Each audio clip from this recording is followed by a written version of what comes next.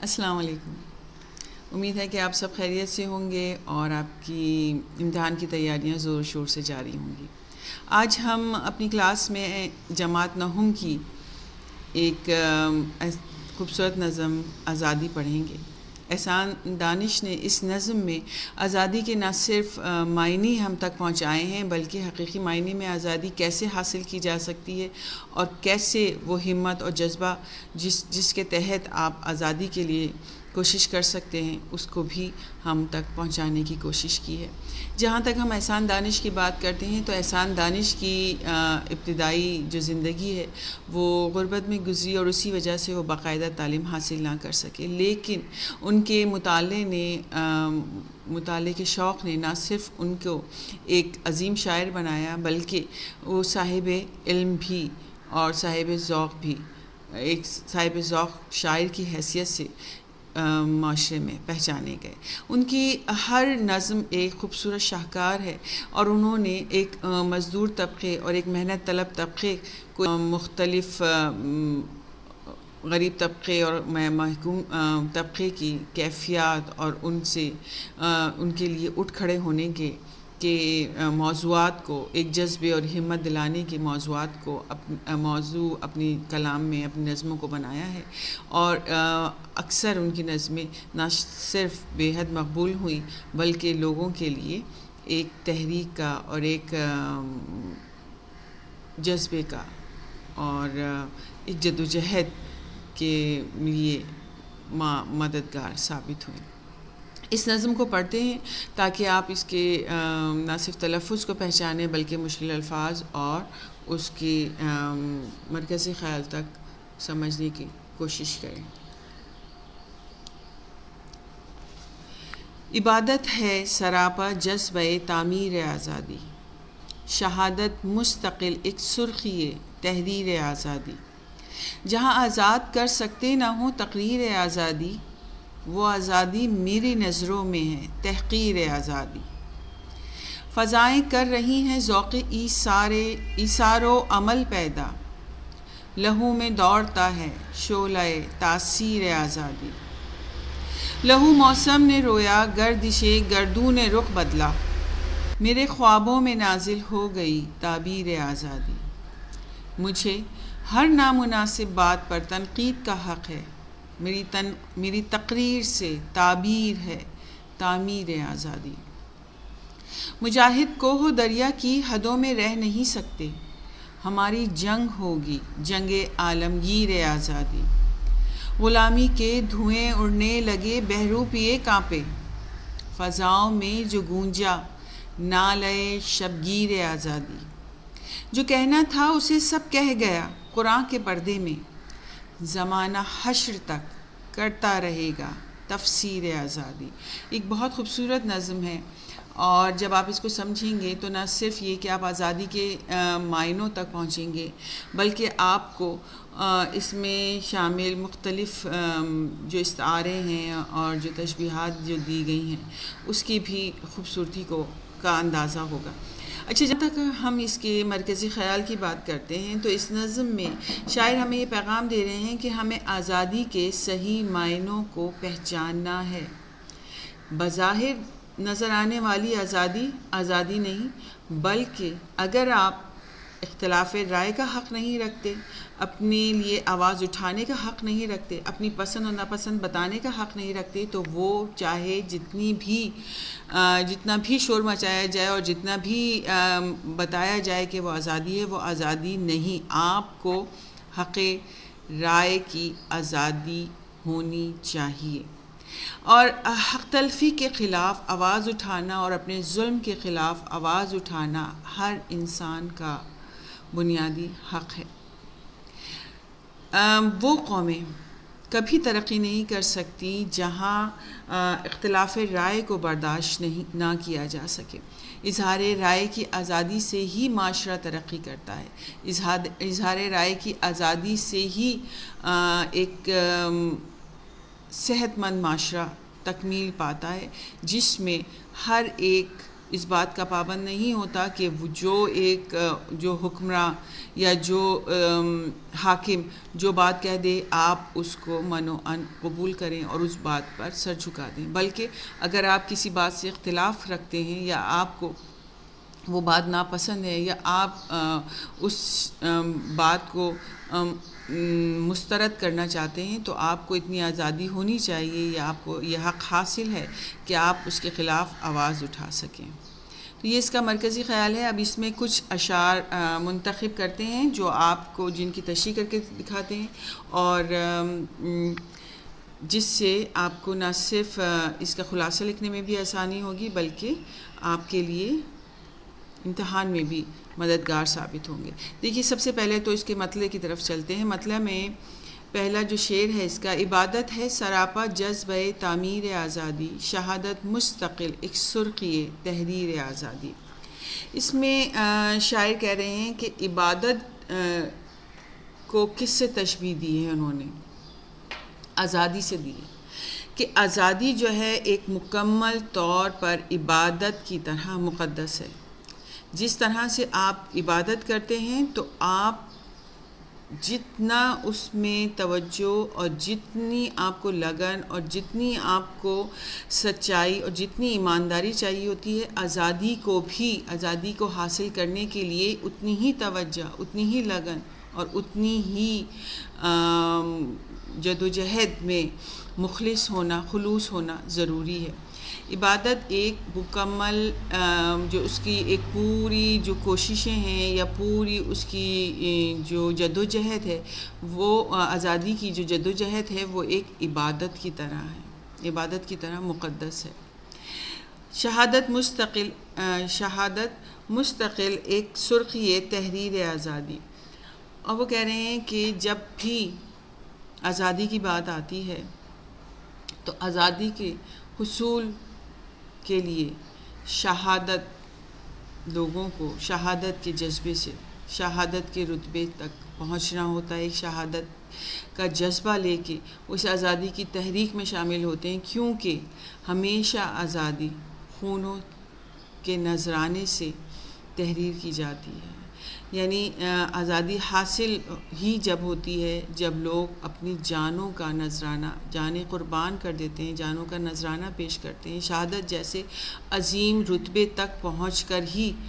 لوگوں کو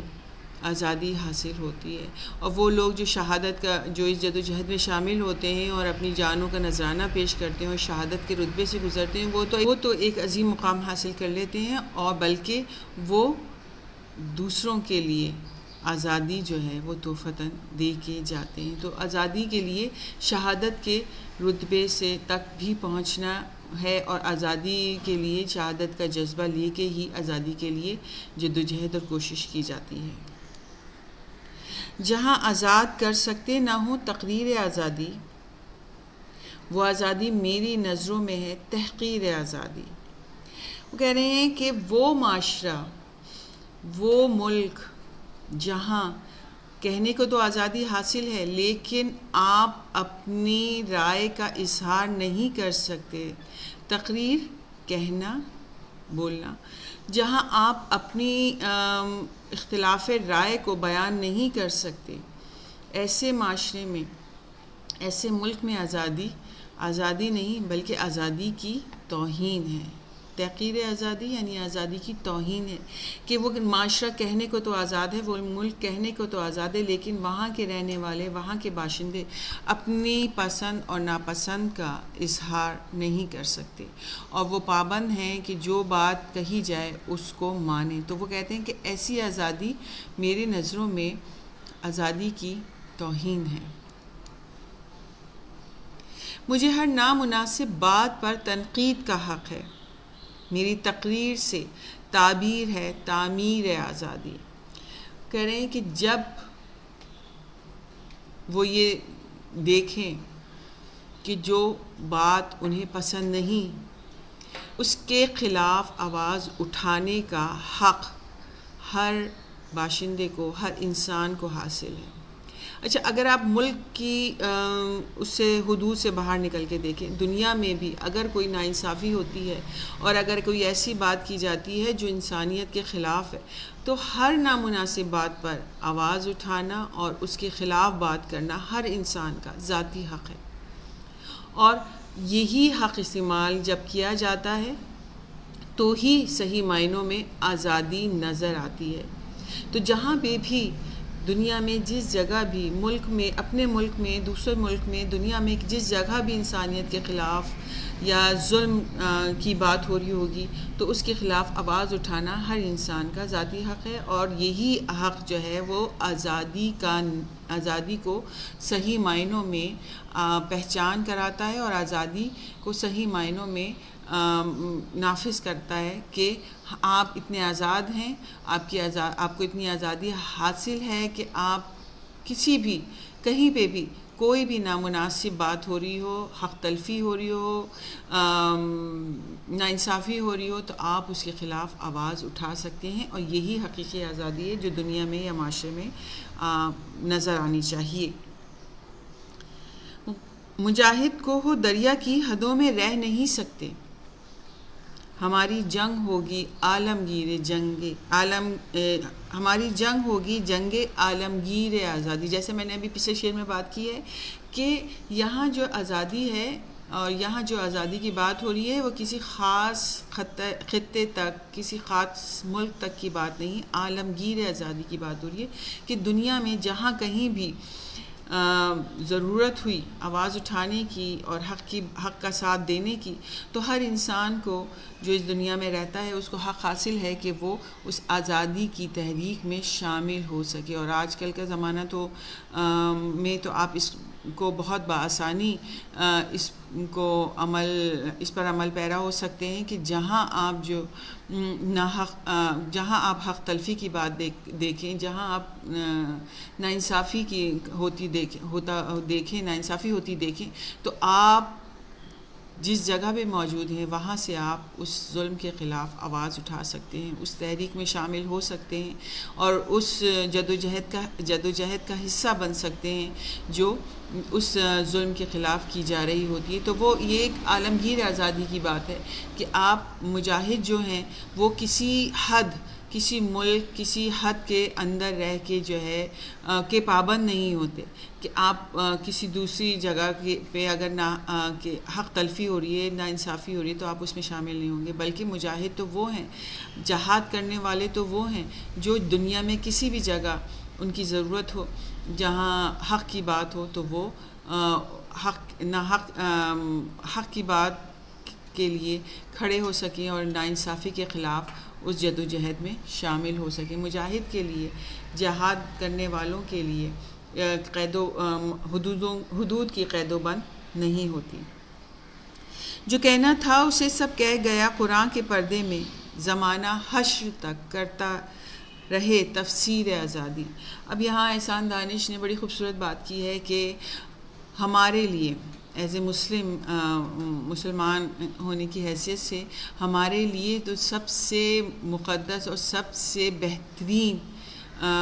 زندگی گزارنے کا جو ضابطۂ حیات جو ہے وہ قرآن ہے، جس میں اللہ تعالیٰ نے سب کے حقوق، سب کے اصول و ضوابط، سب کے لیے ایک لائحہ عمل تحریر کر دیا ہے کہ کس طرح سے آپ نے زندگی گزارنی ہے، کس طرح ظلم سے بچنا ہے، اور کس طرح ناحق اور ظلم کے خلاف آواز اٹھانی ہے، اور کس طرح سے اس کا ساتھ نہیں دینا ہے۔ تو وہ کہہ رہے ہیں کہ قرآن جو ہے اس میں ہر ایسا قانون موجود ہے ظلم کے خلاف، ایسی زندگی گزارنے کے بہترین اصول موجود ہیں کہ جس پہ قیامت تک کے لیے ایک کتاب موجود ہے کہ جس پہ عمل کر کے، جس کی تفسیر کو پڑھ کے، جس کی تفسیر سمجھ کر دنیا جو ہے وہ ایک آزادی کے حقیقی معنوں کو پہچان سکتی ہے اور ایک آزاد زندگی گزار سکتی ہے۔ ہر انسان، ہر باشندے کے لیے اس میں نہ صرف آزادی اصول و ضوابط موجود ہیں، بلکہ آزادی کے صحیح معنی اور زندگی گزارنے کی بہترین طریقہ لائحہ عمل اس میں مرتب کر دیا گیا ہے، جو قیامت تک کے لیے سب کے لیے ایک مشعل راہ ہے۔ اس نظم کو آپ نے سمجھا۔ اب اس کے ساتھ ساتھ اگر آپ اس کا مرکزی خیال کے بعد اگر آپ اس کا خلاصہ بھی سمجھیں گے اور اس کے خلاصے کو اچھی طرح سے سمجھ کر تیاری کریں گے تو آپ کے لیے کوئی بھی شعر اس کی تشریح کرنا مشکل نہ ہوگا۔ جب بھی آپ کے لیے کوئی بھی شعر امتحان میں آتا ہے تو آپ مرکزی خیال کو بھی اپنے دماغ میں رکھیں گے۔ آپ کو یہ پتہ ہونا چاہیے کہ اس میں کیا پیغام دیا گیا ہے۔ ہر شعر دیکھیے، نظم کا جو ہر شعر ہے وہ اسی مرکزی خیال کے گرد ہی گھومتا ہے۔ اس میں ہر جو شعر، جس طرح سے میں نے آپ کو پہلے نظم اور غزل کی تعریف بیان کی تھی، اسی میں جس طرح سے میں نے آپ کو بتایا تھا کہ وہ ایک موتی کی لڑی کی طرح پروئے ہوئے شعر ہوتے ہیں نظم کے، جو ایک ہی عنوان کے گرد رہتے ہیں۔ تو جب آپ اس کا مرکزی خیال سمجھ لیتے ہیں، اس کا خلاصہ سمجھ لیتے ہیں، تو کوئی بھی شعر آتا ہے اس کے لفظی معنی سمجھ کے آپ کو اس کی تشریح کرنا نہایت ہی آسان ہو جاتا ہے۔ تو اب اس کے جو ہم خلاصے کے لیے ہم اس کے تمام اشعار پہ جب نظر ڈالتے ہیں تو ہمیں اس کا خلاصہ نہ صرف بآسانی سمجھ میں آ جاتا ہے بلکہ اس کی تشریح بھی کرنے کے لیے ہمارے لیے بہت آسانی ہو جاتی ہے۔ دیکھیے، اس نظم میں احسان دانش نے آزادی کے نہ صرف اصلی اور حقیقی معنوں سے لوگوں کو روشناس کرایا ہے اور یہ بتایا ہے کہ کسی کی بھی آزادی، چاہے وہ شخصی آزادی ہو، ملکی آزادی ہو یا قومی آزادی ہو، اس کی تکمیل تب تک ممکن نہیں ہے جب تک وہاں کے باشندوں کو اپنے رائے کی آزادی حاصل نہ ہو۔ وہ ملک بھلے دنیا کے نقشے پر کب سے ہی آزاد ظاہر نہ ہوتے ہوں، لیکن اگر وہاں کے باشندے اپنی رائے اور اپنے حکمرانوں کے فیصلے کے خلاف آواز اور اختلاف رائے کا حق حاصل نہیں رکھتے، ایسی آزادی صرف نام کی آزادی ہے۔ وہ معاشرے، وہ قومیں آزاد نہیں بلکہ غلامی کی زندگی گزار رہی ہیں، اور انہوں نے کہا کہ وہ آزادی جو ہے وہ آزادی کی ایک طرح سے توہین ہے۔ وہ اس کے ساتھ ساتھ اس بات کو بھی سمجھ لیجیے کہ وہ معاشرے کبھی بھی ترقی نہیں کر سکتے جن معاشروں میں آزادی رائے کا حق حاصل نہ ہو۔ اور پھر وہ لوگ جو عرصے تک ایک دباؤ کے تحت، ایک جبری قوت جو ان کے اوپر جو ہے نازل ہو، جو ان کو جو ہے خاموش رکھنے کے لیے طاقت اور جبر کا استعمال کرے، ایسے لوگ زیادہ عرصے تک ایسی غلامی کو برداشت نہیں کر سکتے، اور بالآخر وہ قومیں اٹھ کھڑی ہوتی ہیں اور وہ اپنی آزادی کے لیے، اپنے حق رائے کی آزادی کے لیے بالآخر آواز اٹھانے پر مجبور ہو جاتے ہیں، اور وہ قومیں ان حکمرانوں کے خلاف آواز اٹھاتی ہیں اور اپنی آزادی جو ان کا حق ہے اسے حاصل کرتی ہیں۔ اور بڑے بڑے جو ظالم ہیں وہ ہمیشہ ظلم جو ہے وہ برقرار نہیں رکھ سکتے۔ ہمیشہ دیکھا گیا ہے کہ جتنے بھی طاقتور ظالم کیوں نہ ہو، آخر کار وہ محکوم جب متحد ہو جاتے ہیں، جب ان میں اتحاد ہو جاتا ہے اور جب وہ آزادی کی روح کو پہچان لیتے ہیں تو وہ آخر کار قید سے آزادی ضرور حاصل کرتے ہیں، چاہے وہ میں نے آپ کو کہا کہ جسمانی آزادی ہو، ذہنی آزادی ہو، فکری آزادی ہو، اختلاف رائے کی آزادی ہو، ایسی آزادی بالآخر حاصل کی جاتی ہے۔ اور وہ کیسے حاصل کی جاتی ہے کہ جب تک سب متحد نہیں ہوں گے، آزادی کے حقیقی معنوں کو نہیں پہچانیں گے، آزادی حاصل نہیں کر سکتے۔ اور ہمیشہ جو آزادی حاصل کرنے والے ہوتے ہیں انہیں اس بات کا یقین ہوتا ہے اور اس بات پر ان کا ایمان ہوتا ہے کہ ہمیشہ حق کی جیت ہوتی ہے، اور اسی طرح سے جب وہ کوشش کرتے ہیں اور جب وہ آواز اٹھاتے ہیں تو حق کی ہی جیت ہوتی ہے۔ امید ہے کہ نظم کا مرکزی خیال، تشریح اور خلاصہ آپ کو سمجھ میں آیا ہوگا اور آپ کے لیے معاون و مددگار ثابت ہوگا۔ امتحانات کی تیاریاں کرتے رہیے اور جو عنوان اور جو سبق نظم آپ پہلے پڑھنا چاہتے ہیں جو آپ کے لیے مشکل ہے، اس کے لیے کامنٹ سیکشن میں آپ مجھے نام بھیج سکتے ہیں۔ اس کے لیے آپ جو کامنٹس کرنا چاہتے ہیں وہ کر سکتے ہیں۔ اس کے ساتھ ساتھ اگر آپ کو سیشن پسند آتا ہے تو پلیز اس کو لائک کرنا نہ بھولیے۔ جو بچے پہلی دفعہ آئے ہیں وہ اس کو سبسکرائب ضرور کریں تاکہ ہمارا یہ جو رابطہ ہے یہ جڑا رہے اور اسی طرح سے ہماری کلاسز چلتی رہیں۔ اپنا بہت خیال رکھیے گا اور اللہ تعالیٰ آپ کو آپ کی محنتوں میں کامیاب کرے۔ آمین۔